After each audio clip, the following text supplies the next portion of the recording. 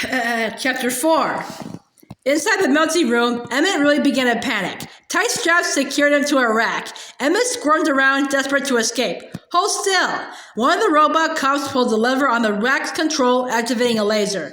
Wait! Emmet whined. There's obviously been a mix-up here. You've got the wrong... He was strapped face down under the laser, which began to burn the area around the red piece. Ow, ow, ow!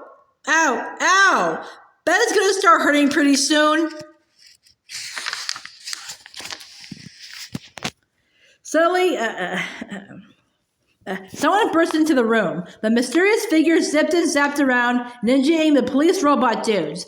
Then it dashed over to Emmet, swinging an axe. Emmet winced, certain he was about to be chopped to bits. But instead, the figure broke off his chains, freeing him. A siren went off and red lights began to flash. Whoa! Emmet said in awe. The figure pulled back its hood, and he realized it was the gorgeous girl who'd been poking around the construction site earlier. It's you! Come with me, if you want to not die, she told him. She grabbed Emmet's hand, and the two of them ran toward the window. A moment later, good cop strode in. Hey everyone, how's the melting going? Then he realized what had happened, and immediately turned a bad cop. Into bad cop. Red alert! Red alert! He screamed into his walkie-talkie. I need everyone, repeat, everyone, to go after the special and put his picture up all over the city. The girl jumped out of the window without a moment's hesitation, but Emmet wasn't quite so sure. He peeked outside of the 3-story jump, but he took a deep breath and jumped after her. He bounced once on the fire escape and then landed headfirst in a trash can. Ow, my neck. The girl ignored his pitiful escape skills. The tunnel's that way. Oh, sir, you're brilliant. We'll build a motorcycle out of the alleyway. I tried to land there for that exact reason, Emmet said. The girl yanked the roller shutter off a doorway and bent it into a circle. Then she tore apart a dumpster and threw Lego pieces around, building feverishly. We'll need this, over here. She threw pieces together without thinking about it. So, I didn't catch your name or anything about what you're doing or what we're up to here, Emmet said. He had never seen someone build without instructions before, and so quickly. It's brilliant, sir, that you're pretending to be a useless nobody, but you can drop the act with me. It's cool, the girl said. Oh, the act? Emmet said, puzzled. Whoa. The girl had finally completed her creation. She stepped aside to reveal the fastest, most ferocious motorcycle Emmet had ever seen. She hopped on and revved the engine. All right, that doesn't scare me, but it's dangerous, Emmet said. Let's go. The girl grabbed Emmet and tossed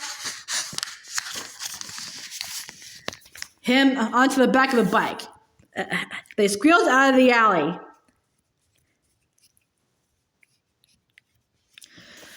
As they just zoomed away, police cars peeled after them. All units, cut them off on Elm Street, or whenever you can. Bad Cop was in the first police car, shouting into a walkie-talkie. Motorcycle/hero girl drove faster.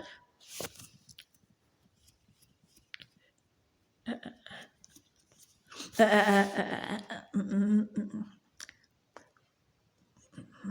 up the monorail, cried Bad Cop. Release the copper choppers.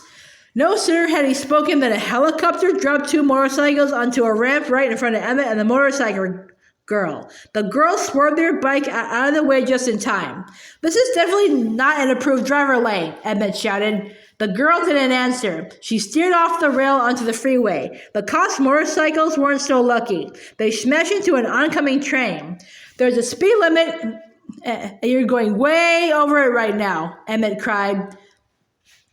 The girl barely blinked. We need to meet up with Vitruvius and tell him the piece has been found. Emmet said. Will you please tell me what's happening? Emmet glanced back and swallowed a tiny bit of throw-up. There are another 2 police motorcycles popping wheelies behind them, and a chopper hovered in the air above them. When he looked up, he spotted his picture plastered on a huge jumbotron with the word wanted underneath it. I'm rescuing you, sir, the girl shouted through the roar of the chase. You're the one the prophecy spoke of. You're the special. Me? Emmet gasped. You found a piece of resistance, she said. She spoke confidently as she maneuvered the motorcycle toward the outskirts of the city. And the prophecy states that you are the most important, most talented, most interesting, and most extraordinary person in the universe. That's you, right? Emmet swallowed. Yeah. No one had ever said anything half so nice about him before. And now here was the most beautiful girl in the world talking about him like he was the most amazing person in all of Bricksburg. He didn't know what to say. That's me, he managed to say. Who is... all those things you just said. She smiled. Great, then you drive. The girl shot a grappling hook onto a street sign overhead, then swung off the bike. As she somersaulted through the air, she took up a copper chopper. A moment later, she landed gracefully on a robot cop's bike, casually pushing the driver away as he took control.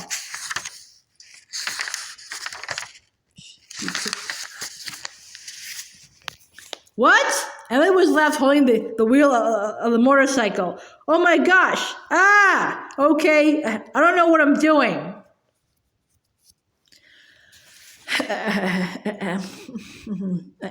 Emmet gripped the handlebars, knocking over one of the police motorcycles out of sheer luck. Motorcycle girl was busy fighting the robot cops pursuing him.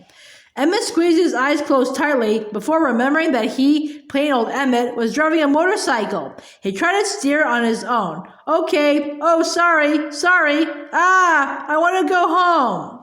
When he opened his eyes again, he realized he was driving straight into a house being towed behind a truck. That's not what I meant. He cried as he crashed right through it. Panicked, Emmet clutched the handlebars even tighter. Suddenly, he and his bike were doing a front wheelie, and the next thing he knew, he was zipping along the highway, knocking over pursuers right and left. Whoa, Emmet said, watching in shock as a police car slammed into a wall. The crazy girl zoomed up beside him and hopped onto the back of the cycle again. Emmet tried to focus, but it was hard when a team of robots was firing lasers at them. Wow, that was incredible, motorcycle girl said. You're even better than the prophecy said you'd be. Thanks, Emmet said. I'm Wild Style. I'm sorry, what? Emmet shouted. Wild Style, she repeated. Wild Style? Yep, the girl replied. Cool, are you like a DJ or something? No. Emmet considered this. Is that your real name? Let's not talk about my name.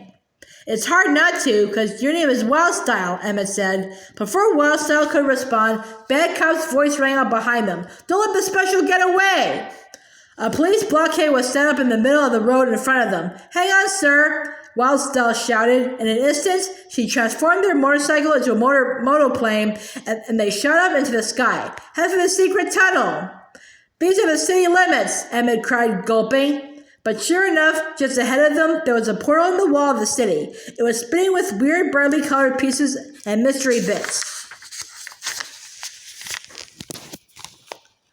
Let's just head for the tunnel. Wildstyle leaned out and fired at the robots and Bad Cop, who were racing after them in a fleet of police cars. I can't do this. It's against the instructions, Emmet said. Wildstyle stared open-mouthed, finally noticing Emmet's cowardice. Wait, what's your favorite restaurant? Any chain restaurant, Emmet answered. Favorite TV show? Where are my pants? Ha! Wildstyle cringed. Favorite song? Everything is awesome. Oh no. Wildstyle looked horrified. Emmet screamed and closed his eyes as they crashed into the tunnel. It immediately closed behind them. The plane began to disintegrate as Emmet and Wildstyle tumbled through a maze of tunnels.